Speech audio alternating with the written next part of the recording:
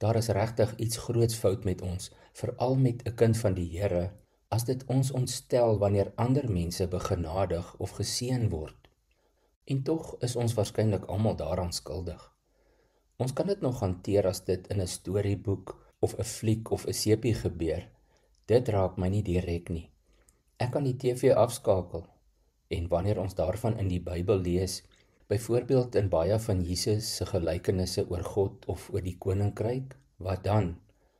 Skakel ons nie dalk ook daar so in die stilligheid die woord van die Here af nie?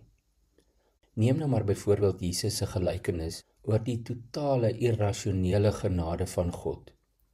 Hy vertel dit in 'n kort, maar tog boeiende verhaal in Matteus 20 van vers 1 af.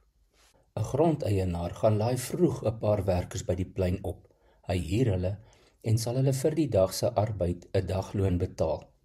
Dan lees ons teen 9 uur het hy weer uitgegaan en ander op die markplein gesien wat ledig staan. Hy neem hulle ook in diens vir die dag. Die grondeienaar doen dieselfde nog 3 maal, 12 uur, 3 uur en vrindiewaar weer nog 'n keer om 5 namiddag.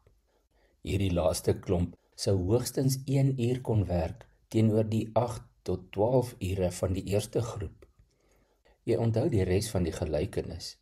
Vir die grondeienaar maak dit nie saak wanneer jy begin het nie, of jy heel eerste begin het en of jy een van die laatkommers was. Hy betaal elkeen 'n volle dagloon. Menslik gesproke maak dit nie sin nie, nê. Die wêreldnorm is immers vergoeding regverdig uitgewerk per eenheid, per uur of per dag. Dit werk nou nog so. Al wanneer hierdie gelykenis sin maak, is wanneer jy besef, Jesus praat hier van God. God werk so. Vir God werk genade nie per eenheid nie. By God kan niemand enige genade verdien nie, nie die eerstes nie en ook nie die laastes nie. Soos Paulus skryf in Romeine 11 vers 6, en as dit uit genade is, dan is dit nie uit verdienste nie, anders sou die genade nie meer genade wees nie. Daar ontstaan 'n ontsteltenis onder die werkers wat vroeg begin werk het.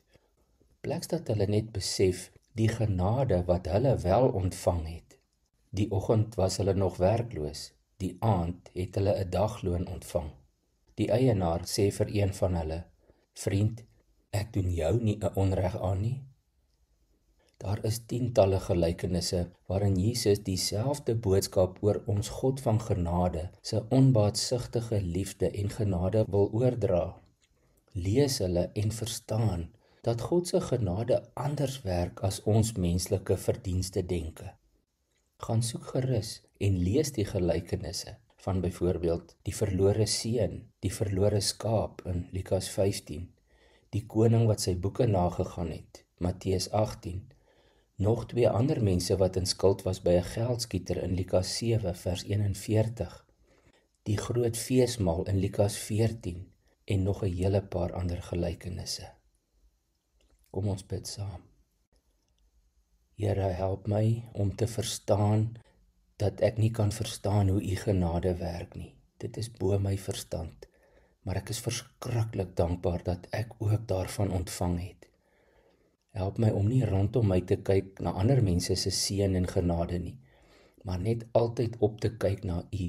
U is die skepper, u is die verlosser, u het al u kinders ewe lief. Dankie dat dit geld vir die vroeë werkers en die laatkommers. Dankie Here, dankie dat u die God van genade is.